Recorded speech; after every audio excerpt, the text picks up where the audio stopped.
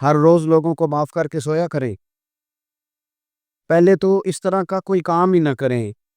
ایک شخص نے جملہ کہا تھا، لکھا تھا، کمال لکھا تھا. اس نے کہا تھا کبھی ایسا کوئی کام نہ کرنا کہ کوئی تمہاری وجہ سے جا کے رب کے سامنے رونا شروع کر دی. ایسا کوئی کام نہ کرنا کہ کوئی بندہ تمہاری شکایتیں اللہ رسول کو لگائے. اس طرح کا کبھی کام نہ کر کہ وہ تڑپ اٹھے اور کہے اب تمہارا شکوہ میں نے وہیں کرنا ہے. کچھ لوگوں کی شکایتیں کرنی پڑتی ہیں اللہ رسول کی بارگاہ میں بھی، اپنے مشائخ کی بارگاہ کر دیتے ہیں. بعض اوقات انسان وہ بے بسی کے عالم میں کرے یا بہت زیادہ تکلیف اسے سہنی پڑے تو تب کرے، ہو جاتا ہے. تو ایک تو ایسا کرے نا، اور کوشش کریں لوگوں کو معاف کر دیں، اپنے دل سے چیزیں نکال دیں. ہم معافی نہیں دیتے. کبھی کبھی صلح تو کر لیتے، صلح ہو جاتی ہے. پنچایت میں صلح ہو گئی، پھر لڑائی ہوئی، پھر بات شروع سے شروع ہو گئی کیونکہ ہم نے معافی، پھر وہ بات شروع ہو گئی 1955 سے.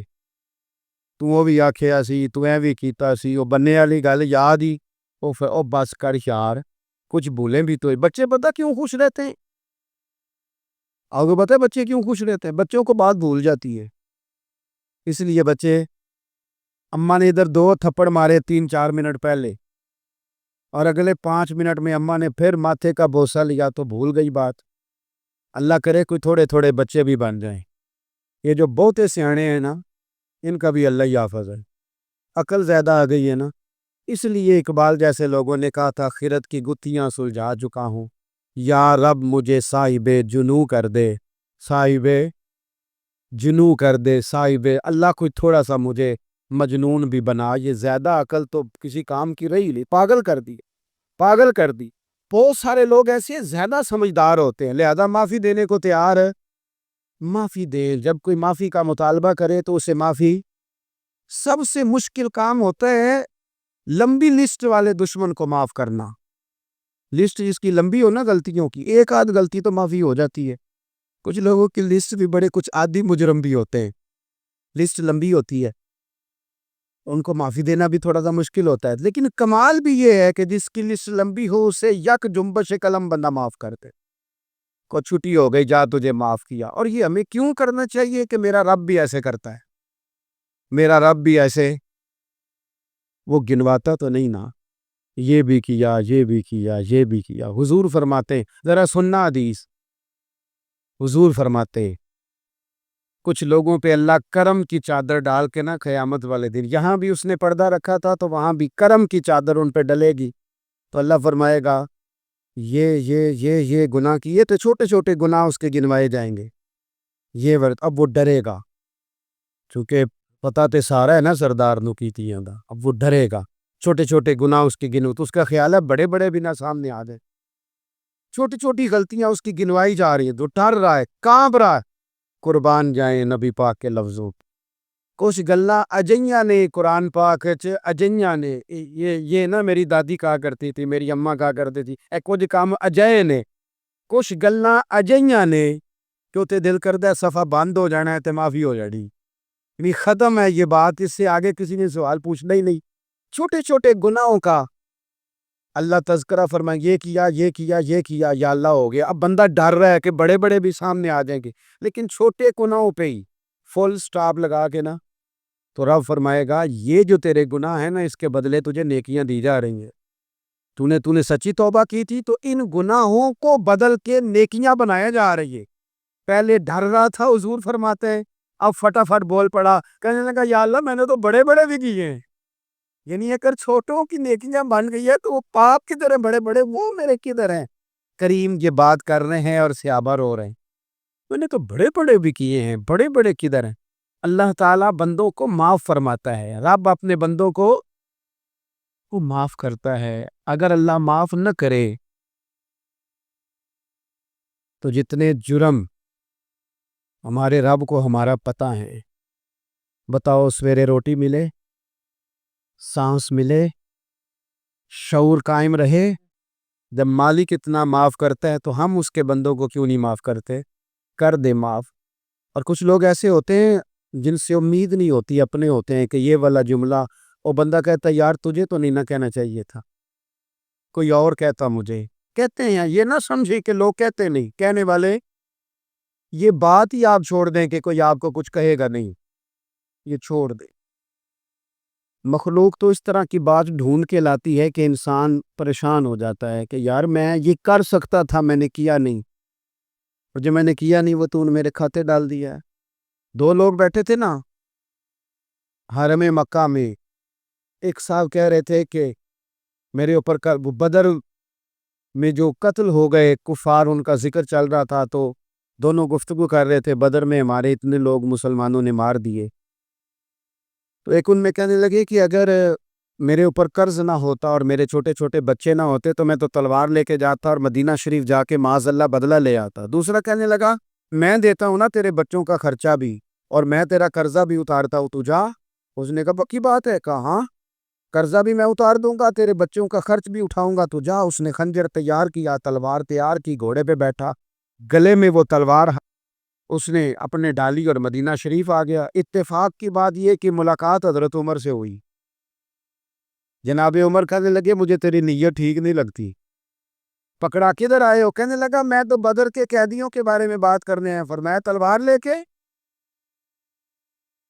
لے کے چل تجھے حضور کے پاس لے کے جاتا ہوں۔ نبی کریم کی بارگاہ میں لے گئے تو حضور فرمانے لگے کیسے آئے ہو؟ کیسے آنا ہوا؟ کہنے لگے جی میں تو بدر کے جو قیدی آپ کے پاس ہیں ان کی بات کرنے آیا تھا۔ تو حضور فرمانے لگے چل پھر باقی کی میں سناؤں۔ خیال آیا مسلمان نیک و بد پہچان جاتے ہیں، محمد آدمی کے دل کی باتیں جان جاتے صلی اللہ تعالی علیہ وسلم۔ فرمایا میں سناؤں؟ حضور کیا؟ فرمایا تم اور فلاں بن فلاں وہاں بیٹھے ہوئے تھے نا حرم مکہ میں، فلاں پہاڑ کے ساتھ ڈیگ لگا کے، اور تم نے یہ کہا تھا نا کہ قرضہ نہ ہوتا، بچے چھوٹے نہ ہوتے تو بدر کے مقتولین کا میں بدلہ لیتا۔ یہ سارا کچھ طے کر کے پھر آئے ہو تلوار لے کے، اور یہاں کہتے ہو میں قیدیوں کے بارے میں بات کرنے آیا تھا۔ اس کے تو پسینے چھوٹ گئے، وہ تو بحال ہو گیا۔ اس نے کہا اس کا تو سوائے اس کے اور میرے کسی کو نہیں پتا، اور اگر آپ کو پتا چل گیا ہے تو پھر آپ اللہ کے سچے رسول ہیں۔ تو حضور اگر آپ کو پتا چل گیا ہے کہ میں قتل کرنے کے ارادے سے آیا ہوں، میں معاذ اللہ بدلہ لینے آیا ہوں، اللہ کرے آپ کو سمجھ آئے میری بات کی۔ یعنی ایک تو یہ ہے کہ بندہ وہ پکڑا گیا ہے، اور ایک یہ کہ کسی کو پتا چل گیا ہے کہ یہ اس کام آیا ہے۔ پھر لوگ جب معافی دیتے ہیں تو بڑی کہانیاں سنا کے دیتے ہیں، ایسے نہیں دیتے۔ حضور اب آپ کو پتا چل گیا ہے تو کیا کریں گے؟ تو حضور فرمانے لگے تو بتانا تیرے ساتھ کیا کریں۔ اس نے کہا کہ میں نے سنا ہے آپ معاف بڑا کر دیتے ہیں۔ یعنی یہ گھر سے کو پیار کرنے نہیں آیا، پھولوں کا گلدستہ لے کے نہیں آیا، تلوار لے کے آیا، لیکن یہ میرے محبوب کا حوصلہ ہے، اور آیا بھی ان مسلمانوں کے بیچ ہے جو چاہیں اس کے ساتھ کر سکتے ہیں۔ اس نے کہا معاف کر دے، تو حضور نے فرمایا جا میں نے معاف کیا۔ حضور نے معاف کیا۔ وہ کہتا حضور معاف کر رہے تھے اور رب میرے دل میں ایمان کو تازگی عطا فرما رہا تھا۔ حضور نے معاف کیا اور میں نے کلمہ پڑھنا شروع کر دیا۔ ایسے لوگ سامنے کھڑے ہو گئے فتح مکہ کے دن کہ جن کے چہروں سے ان کی زیادتیاں عیاں ہو رہی تھی، ان کے ظلم چھلک رہے تھے چہروں سے۔ حضور کے سامنے کھڑے ہیں، کانٹے بچھانے والے بھی، روڑے مارنے والے بھی، گلے میں رسیاں ڈال سارے کھڑے ہیں۔ حضور نے فرمایا بتاؤ تمہارے ساتھ کیا سلوک کروں؟ انہوں نے کہا آپ کریم ہیں۔ تو حضور نے پتہ کیا کہا؟ قرآن پاک میں ایک سورہ یوسف ہے، کچھ لوگوں کو لفظ قصہ بھی بڑا برا لگتا ہے، تو اللہ فرماتے ہیں نحن نقص علیک احسن القصص، محبوب ہم آپ کو ایک سونا قصہ سنانے لگے۔ اس کو اللہ نے قصہ کہا، سونا قصہ، سورہ یوسف کو۔ تو سورہ یوسف کیا ہے بھلا؟ ذرا انداز دیکھیے سورہ یوسف کا۔ پہلے حضرت یوسف لاڈلے ہیں باپ کے، لاڈلے، پھر اسی جناب یوسف کے منہ پہ تماچے، پھر وہی جناب یوسف کنویں میں ہے، پھر کنویں سے بچ گئے، کنویں میں گرا بھی بندہ کبھی بچتا ہے، بچ گئے، اللہ کی شان ہو تو بچ جاتا ہے، بچ گئے، فرماتے ہیں میں نے سمجھا بچ گیا ہوں، جب بچ گیا تو بڑی تکلیف ہوئی۔ بھائیوں نے کہا ہمارا غلام ہے، ہم نے بیچنا ہے۔ سگے بھائیوں نے بیچا، جو باپ کی طرف سے سگے تھے بیچا، فرماتے ہیں میں بکا، اب بڑا پریشان تھا کہ یار کبھی آپ غور کریں نا کسی کا ریٹ لگ جائے. فرماتے ہیں اب بڑا پریشان تھا، اور جب میں مصر میں گیا تو میں کونے میں کھڑا ہوں اور لوگ مجھے خرید رہے ہیں. محبت میں یہ قصہ سنانا تو آسان ہے کہ بی بی اٹی لے کے آ گئی تھی، پر جو بیکرا ہے اس کا بھی تو حال دیکھو نا کیا ہے، اس کا ریٹ لگ رہا ہے. یہ بھی تو بڑی. اور جناب یوسف کہتے ہیں پھر عزیز مصر نے خرید لیا تو بادشاہ کے گھر گیا تو کچھ سکھ کا سانس آیا. یہ حضرت یوسف ہیں، یہ لاڈلے ہیں. فرماتے سکھ کا سانس لیا ہی تھا کہ جناب زلیخا نے الزام لگایا، اور وہ غلطی معاذ اللہ جس کا تصور بھی نہیں، اس کی پاداش میں سالوں جیل کاٹا. لیکن خدا کی حکمت ہے نا، اللہ کا کرم ہے نا، جس ملک کے وہ قیدی تھے رب نے اسی ملک کا حکمران بھی بنا دیا. یہ اللہ کی حکمت ہے نا، تقاضے ہیں نا. صبح کے تخت نشین شام کے مجرم ٹھہرے، ہم نے پل بھر میں نصیبوں کو بدلتے دیکھا. وہ جو چاہے جب چاہے کر دے.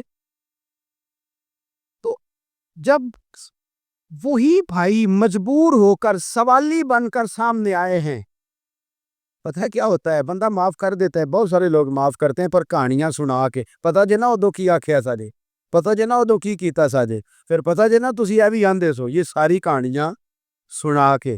لیکن حضرت یوسف کے سامنے کھڑے ہو گئے. جناب یوسف نے بات چھیڑی کوئی نہیں، فرمایا تم سے بات ہی کوئی کرنی، جاؤ تمہیں سارا کچھ معاف کیا. اب جب یہ لوگ مکے والے حضور کے سامنے کھڑے، اس طرح معافی دینی چاہیے. یہ جب سامنے کھڑے ہوئے تو حضور نے فرمایا پتہ تمہارے ساتھ کیا سلوک کرنے والا ہوں؟ کہا حضور نہیں. فرمایا وہی جو جناب یوسف نے بھائیوں کے ساتھ کیا تھا.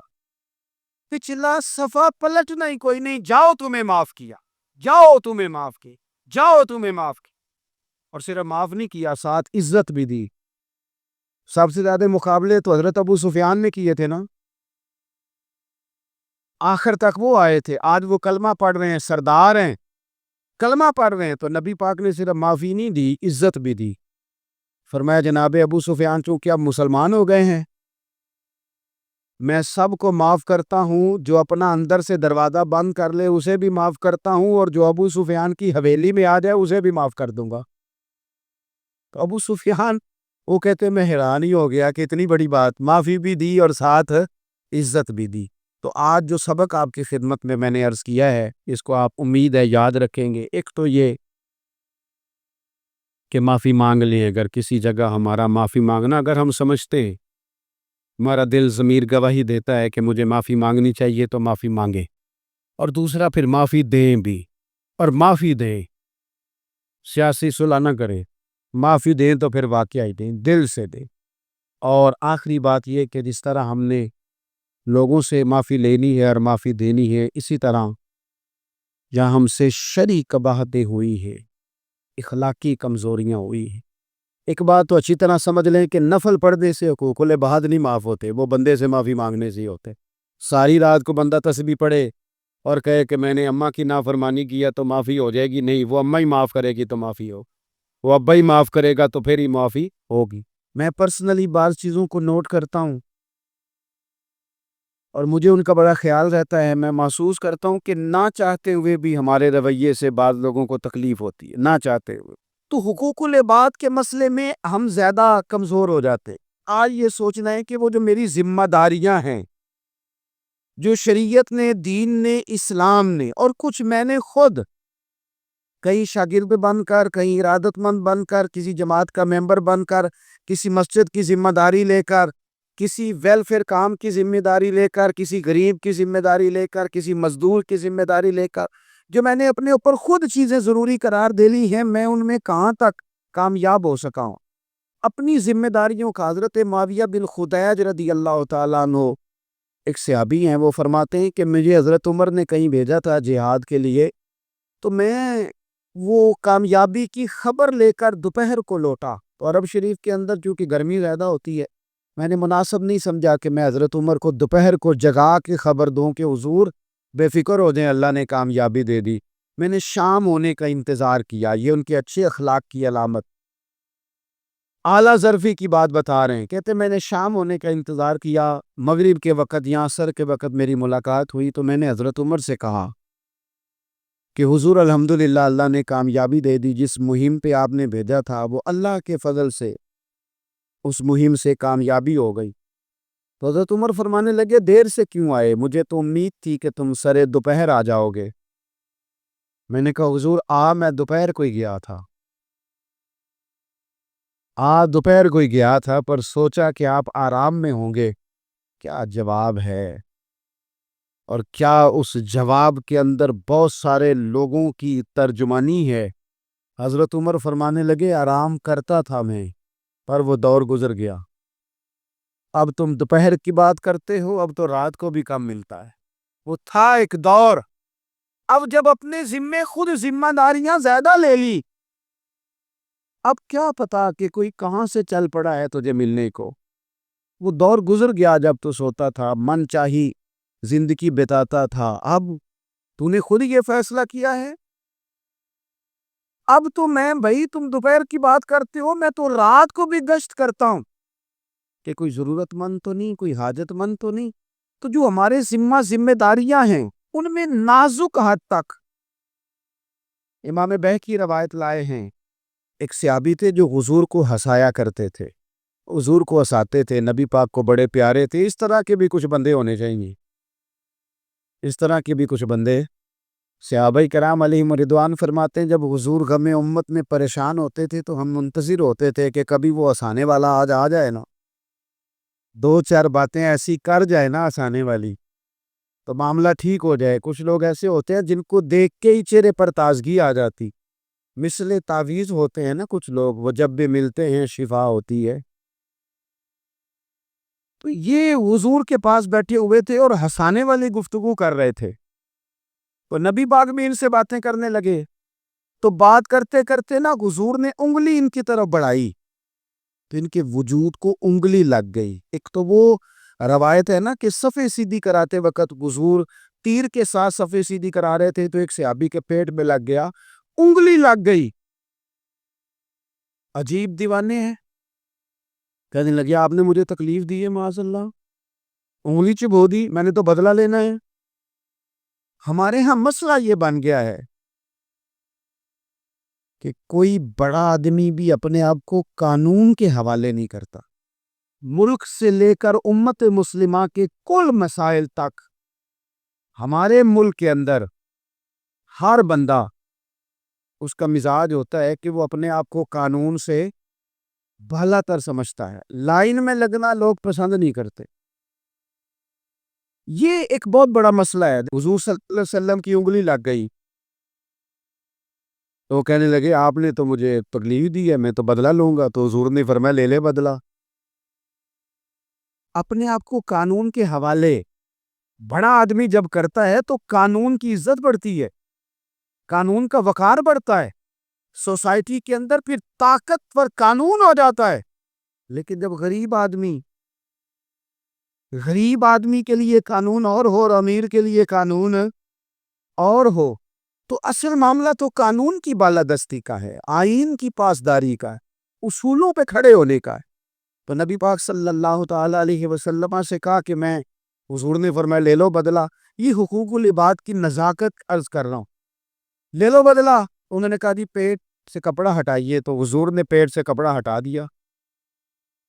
تو بڑے دیوانے آدمی تھے، انہوں نے امت کو بتانا تھا کہ کچھ اس طرح کے رنگ بھی ہوتے ہیں محبت کرنے کے لیے، الٹی ہی چال چلتے ہیں دیوانگانے عشق، آنکھوں کو بند کرتے ہیں دیدار کے لیے۔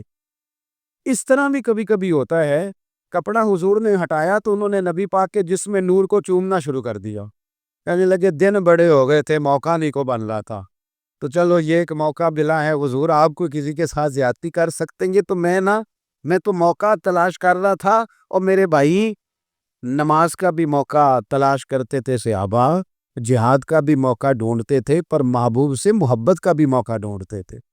کبھی کبھی نا محبت کا بھی تو موقع نیرے خشک نہیں نہ ہو جانا چاہیے۔ نہ علماں وچ پھسا سانو تو یار دی گل سنا سانو، اوتھے علم دا سکہ نہیں چلدا جتھے عشق ہوراں دا ڈیرا ہے۔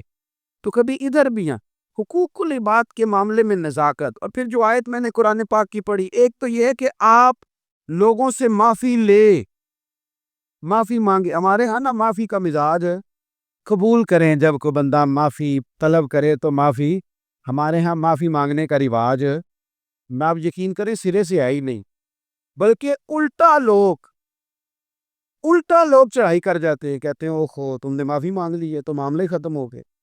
اور جو آدمی، میں بڑے زمانے سے کہہ رہا ہوں کہ میرے ملک میں ایک رواج بنتا جا رہا ہے، جس کی زبان جتنی زیادہ سخت ہوتی ہے اس کا عروج اتنا زیادہ ہوتا ہے. جو تھوڑا سا شرافت کا مظاہرہ کرے لوگ اسے بزدل سمجھ لیتے ہیں.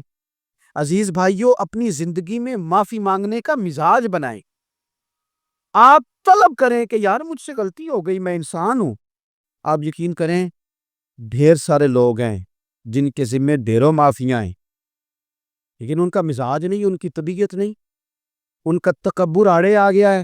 اور میرے نبی پاک صلی اللہ تعالی علیہ وآلہ وسلم نے فرمایا تھا یہی بدلہ دے دو کسی کا دینا ہے تو، یہی معافی لے لو یہی.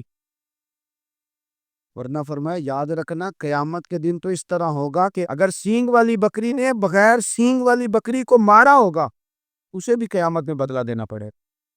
یہی معافی تلافی لے لو یہی. تو ہمارے ہاں مزاج نہیں، مزاج بنائے نا آپ، معافی کا مزاج بنائیں. رسمی ویسے معافیاں مانگتے ہیں، آج پہ جا رہا ہوں بھائی اگر کوئی ہو گئی تو معاف کر دینا، یہ تو رسم ہے، تو بڑی دنیا ادا کرتی. آپ کو پتہ ہے کہاں آپ کو معافی لینی ہے. تو جہاں جہاں اس طرح کے معاملات ہیں وہاں آپ کلیئر کریں. صحیح بخاری میں حدیث ہے حضرت ابو ذر غفاری سے، جب کسی نے کہا کہ آپ نے اسی طرح کے کپڑے خود پہنے ہیں جس طرح کے آپ کے غلام نے پہنے، یہ کیا معاملہ ہے؟ تو فرمانے لگے، اعلانیہ خود بتانے لگے، فرمانے لگے مجھ سے ایک دفعہ غلطی ہو گئی تھی، میں نے ایک غلام کو جھڑک دیا تھا تو نبی پاک نے مجھے تنبیہ فرمائی، تو میں نے اس غلام سے معافی بھی مانگی، اور اس دن سے لے کر آج تک میں جس طرح کا خود لباس پہنتا ہوں اسی طرح کا اپنے غلام کو پہناتا. تو وہ خود بیان کر رہے ہیں، وہ لوگ اظہار کر رہے ہیں کہ ہم نے یہاں نبی پاک علیہ الصلوۃ والسلام کے تنبیہ کرنے پر ہم نے اپنے غلام سے، خادم سے یا کسی غلام سے معافی مانگی. تو معافی مانگنے سے بندے کا قد کبھی چھوٹا ہوتا ہے؟ میرے نبی پاک علیہ السلام نے فرمایا جو معافی مانگ لے اللہ تو اس کی عزت میں اضافہ کر دیا کرتا ہے. تو اس لیے ایک تو جہاں یہ معاملہ ہے وہاں، اور دوسری جو آیت میں نے تلاوت کی اس میں اللہ کہتا ہے کہ غصہ پی بھی جاؤ، معافی مانگو بھی اور معاف کر بھی دو. والکاظمین الغیظ والعافین عن الناس، فرمایا وہ لوگ جو غصہ پی جاتے ہیں اور لوگوں سے درگزر کرتے ہیں، لوگوں سے درگزر کرتے ہیں. واللہ یحب المحسنین، اللہ ان احسان کرنے والوں سے محبت فرماتا ہے، ان سے اللہ پیار کرتا ہے. تو رب فرماتا ہے جو غصہ پی جاتے ہیں والعافین عن الناس، اور لوگوں سے درگزر کرتے ہیں، ایک تو معافی مانگے اور دوسرا معاف کر بھی دے. اگر دل میں کوئی بات ہو تو معاف، تو جو جہاں شریعت کی مخالفت کی ہے وہاں بھی معافی مانگے، اللہ کے حضور گڑ گڑائیں، توبہ کرے، اور توبہ بدل جانے والی کرے، تبدیل ہو جانے والی توبہ کرے. معافی مانگ بھی لے، معافی دے بھی دے.